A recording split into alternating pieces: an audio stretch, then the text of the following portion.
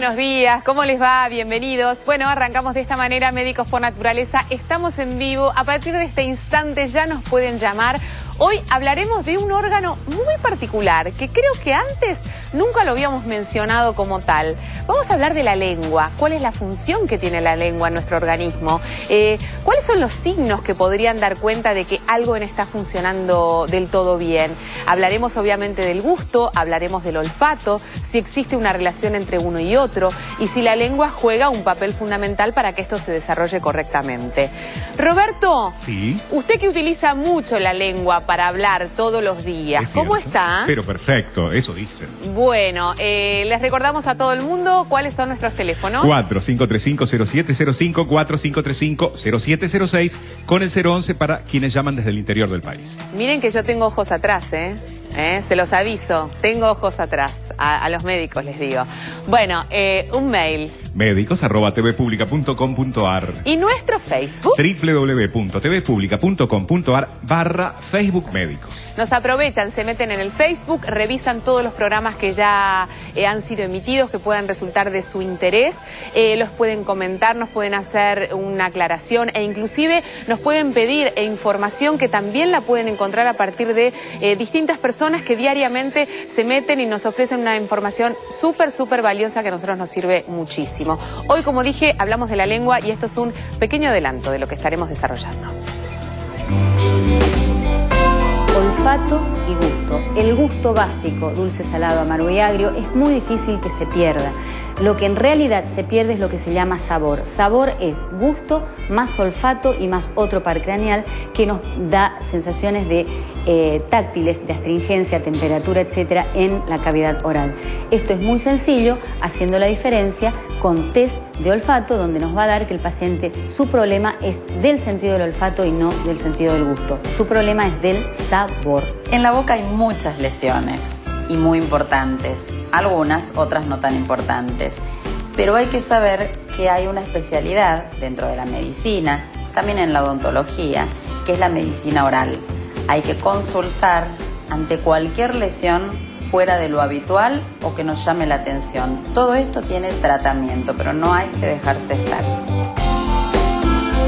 Bueno, y me imagino yo que también cuando uno está enfermo por alguna circunstancia u otra, siempre digo yo que cuando uno le diagnostican la enfermedad celíaca, por ejemplo, tiene la sensación de haber perdido el gusto, porque todo pasa a tener como un mismo gusto, ¿no? Entonces, las cosas que antes te parecían feas, ahora te empiezan a parecer ricas, porque frente a la necesidad todo empieza a parecer rico o distinto o igual. Es un capítulo muy importante, Hablaremos de eso en un ratito nada más, pero el doctor Berman tiene información para ofrecernos. Guido, ¿cómo te va? Buen día. Muy buenos días, Dolores, muy buenos días a todos. La información que traemos hoy tiene que ver con el cigarrillo electrónico. El ANMAT, la entidad que regula los medicamentos, la tecnología y los alimentos, en concordancia con la FDA de Estados Unidos y siguiendo los mismos lineamientos, decidió prohibir la utilización, la importación y la comercialización del cigarrillo electrónico. ¿Por qué esto? Simplemente porque no hay estudios demostrados que indiquen que el cigarrillo electrónico tenga utilidad para dejar de fumar e incluso hasta podría llegar a ser tóxico. Muchos fumadores en el intento de dejar de fumar recurren a diferentes estrategias, algunas que son útiles y otras que no son útiles. El cigarrillo electrónico surgió hace un tiempo a esta parte como un dispositivo que echa humo y que tiene unos cartuchos adentro que liberan ciertas sustancias. Estas sustancias que liberan, algunas tienen nitrosaminas, que es un producto cancerígeno, o etilenglicol, que es un producto que se usa como anticongelantes en los autos, y esto aparentemente podría ser muy tóxico y no hay estudios que demuestren su utilidad. Ya sea, dime. Con esta pregunta, Dime. ¿qué garantía tenemos nosotros los consumidores? Vos recién mencionabas, gracias a Dios, a que existe un ente regulatorio, que es en este caso la ANMAT, que nos puede indicar si esto efectivamente es tóxico o no es tóxico. Pero este proceso, ¿cómo se da? Porque hasta ahora existían casos de personas que utilizaban el cigarrillo electrónico como un método para dejar de fumar. ¿Qué pasa con esta situación previa? Bueno, el tema es el siguiente. Muchas veces surgen a la comercialización herramientas de tratamiento que no están probadas. Entonces, desde el punto de vista científico, lo que se hace es primero validar la seguridad de los tratamientos a través de estudios inicialmente con animales y después con humanos, una vez que en los animales se demostró que no es tóxico, porque que no sea tóxico para un animal no significa que no sea tóxico para un hombre. Al principio se hace este proceso, después se hace un estudio de seguridad y después se hace un estudio de eficacia, es decir, a ver si, además de ser seguro, esto sirve para dejar de fumar en el caso del cigarrillo electrónico. Como todavía esos estudios no están hechos y no hay evidencia científica que diga esto es seguro para utilizarlo, se decidió cortar su comercialización y prohibirlo simplemente porque puede llegar a ser tóxico y la primera evidencia que tenemos es que estos dispositivos liberan productos tóxicos. Gracias, Guido. Bueno, hoy hablamos del gusto, del olfato, hablamos de la lengua y justamente mencionaba Guido recién, hablábamos del cigarrillo, que juega un papel muy pero muy importante. El cigarrillo entra por la boca, el gusto, la sensación que nos da. En fin, consultamos a la doctora Graciela Soler, que es otorrinolaringóloga del área del olfato y gusto del Hospital de Clínicas, y ella nos define cómo se detecta, cómo se define al gusto y al olfato en nuestro organismo. El sentido del gusto es uno de los sentidos químicos que nos permite discernir y percibir distintas sustancias que se solubilizan en la saliva, porque es muy importante con la diferencia con el olfato. El olfato es el otro sentido que percibe olores, o sea, sustancias químicas que vienen por el aire. La diferencia básica es importante hacerla porque los pacientes generalmente nos dicen no tengo olfato ni gusto por tal y tal cosa. En realidad hay que hacer muy bien la diferencia que el gusto básico, dulce, salado, agrio y amargo, es muy raro que el paciente pierda en su totalidad. Puede haber una leve pérdida que se llama hipogeusia, pero en realidad cuando hay un problema, el ausente generalmente es el olfato. ¿Por qué? Porque el olfato en un 80%, en sus 2/3 partes, refuerza con el aroma que el paciente siente lo que llamamos sabor. Las principales patologías de estos sentidos, como dije, básicamente siempre es el olfato, son las infecciones de vías aéreas superiores, lo que llamamos nosotros posvirales o posinfección respiratoria alta. Es aquella persona de mediana edad en general que después de un resfrío pierde el olfato y el gusto. Se dice en general en la comunidad que manejamos estos temas que son virus neurotropos que ascienden por vía nasal y por vía oral, rompen las neuronas y por lo tanto tenemos menos neuronas, olemos menos y degustamos menos. Y después tenemos otras patologías como exposición a sustancias tóxicas y obviamente todo lo que manejamos nosotros los otorrinos, que son las rinosinusitis crónicas. Las patologías netas del gusto que están en la lengua, que son patologías diferentes que afectan a la lengua, que afectan a la cavidad oral, como así también personas que son irradiadas o que están haciendo tratamientos con quimioterapia y algunas drogas que tienen en su excipiente determinadas sustancias que puede producir no una afección cuantitativa sino cualitativa. El paciente se queja que tiene disgeusia, se dice, o sea, dice tengo un sabor metálico, tengo un sabor amargo. Eso se llama alteraciones cualitativas o disgeusias.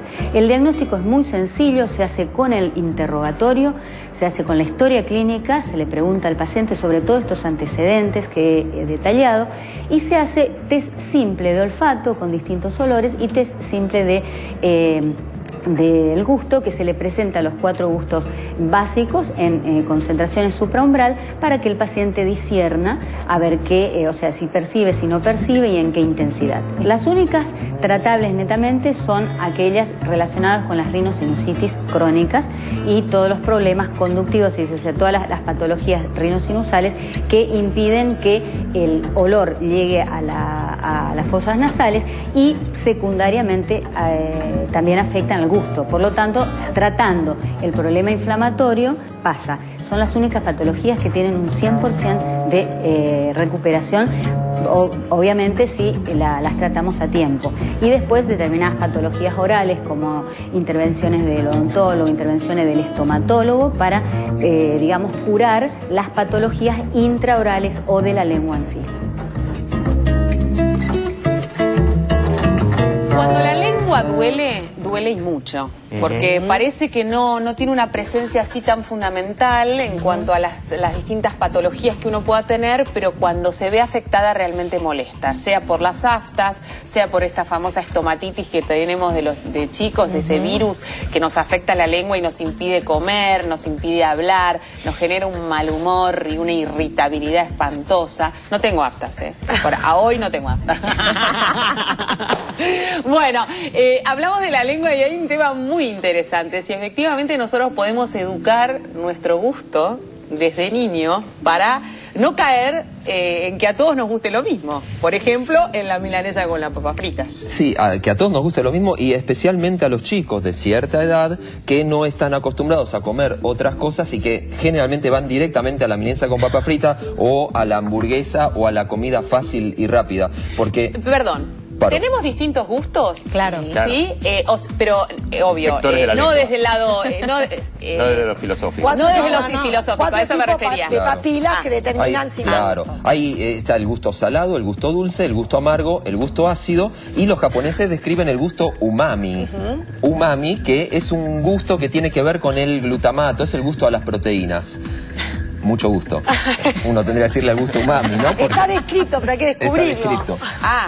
Ok. Ahora, no lo podemos detectar. Sí, no nos damos cuenta. No nos damos cuenta cuál es en realidad. Los gustos se generan porque se activan algunas papilas que están en distintos lugares de la lengua y estas papilas, según la cantidad que se activen, van a decirnos a nuestro cerebro qué gusto es el que estamos en ese momento saboreando, percibiendo. ¿Tu salado puede ser el mismo que el mío, el mismo que el de Andrea? Eso sí. Lo que sí es por ahí es que se siente con distinta intensidad. Claro. Así como cuando uno toca algo y el tacto también tiene distinta intensidad, también puede pasar lo mismo con el gusto. Recordemos que la lengua también interviene con el tema del tacto. Los chicos cuando nacen, lo primero que hacen es ponerse la teta de la madre en la boca, ese lugar, esa huella que deja el pezón de la madre en la lengua, esa impronta, es el tacto que después con la lengua va a recordar al bebé quién es su mamá. Frente a distintos tipos de pechos, de tetas, el bebé reconoce a su mamá por el solo tacto. Es como si fuera un código de barras que tiene la lengua respecto al pezón. Hay papilas que detectan Perdón textura. que estoy así media gráfica. Muy creativa. Pero está bueno, ¿no? Porque es así, como la marca que queda. Sí, hay papilas que determinan gusto y hay papilas que determinan textura.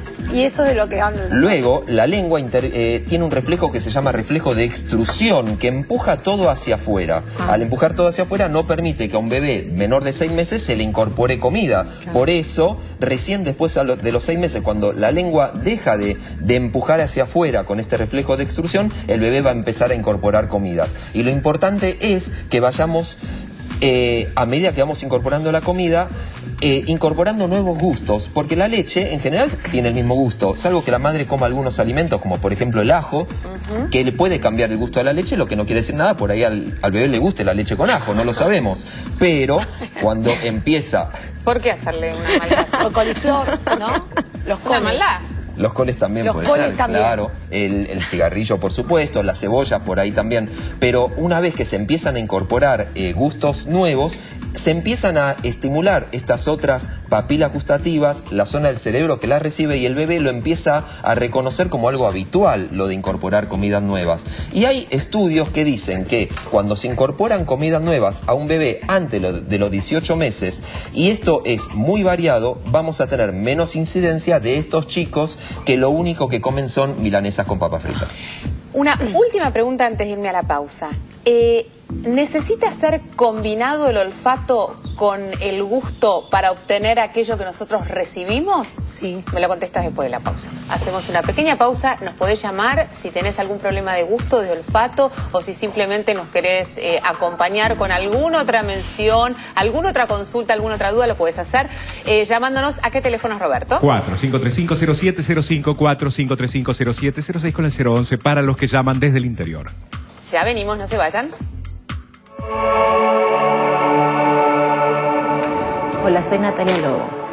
Estoy aquí porque acepté la invitación de Médicos por Naturaleza para recordarles que el cáncer de mama es el más común entre las mujeres, pero es curable si se lo diagnostica a tiempo. Para eso es indispensable el control médico, la autoexploración periódica y la mamografía. Recuerda que con solo 2 minutos de autoexploración podés salvar toda tu vida.